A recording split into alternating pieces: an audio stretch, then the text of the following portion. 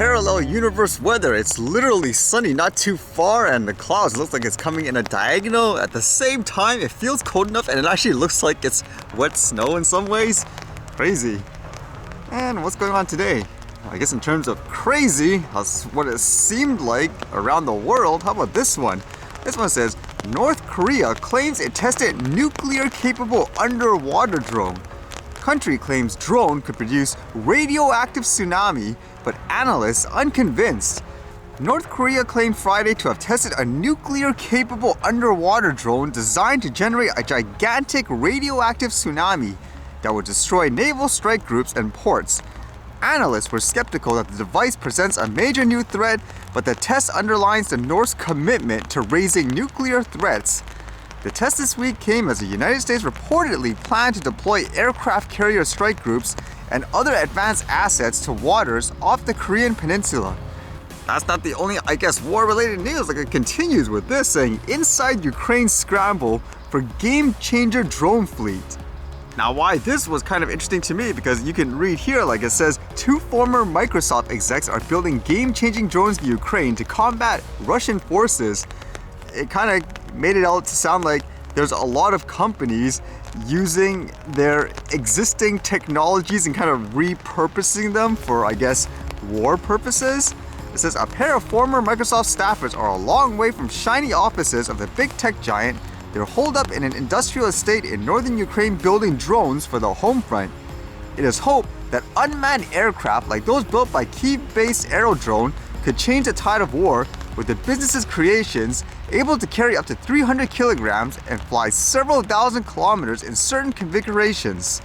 And as it says here, before Russia's invasion of Ukraine, AeroDrone was building crop dusting craft, but in a massive push to rebalance Ukraine's military assets against its invaders, have redeployed their stock for tactical efforts.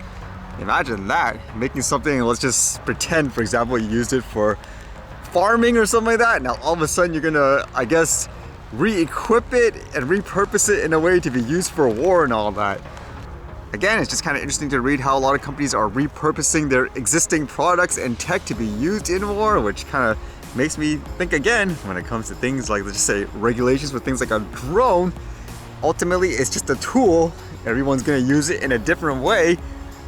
This was kind of funny to think about. I actually didn't see this around the area, where apparently there was a group of people who put this huge spider, underneath the bridge. So when people are passing by their vehicles, for example, or just taking the transit, it'll freak some people out. And now the city is going to, remove it.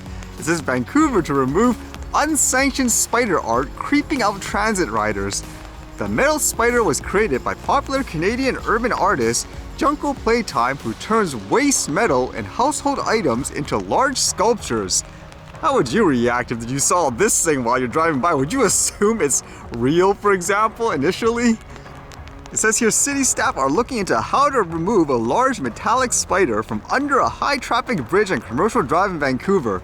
The artwork, which startled some arachnophobic SkyTrain riders when it was installed earlier this month, was created by pop artist Junko Playtime.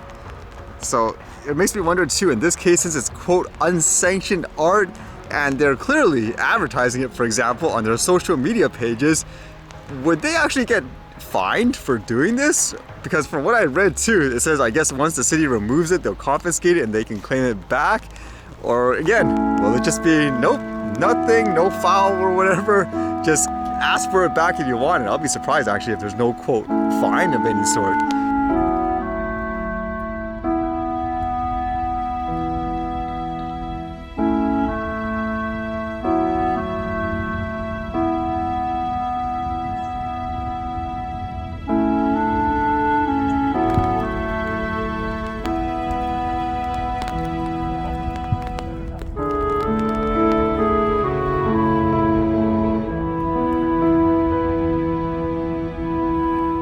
Yeah, wacky weather. This is hail.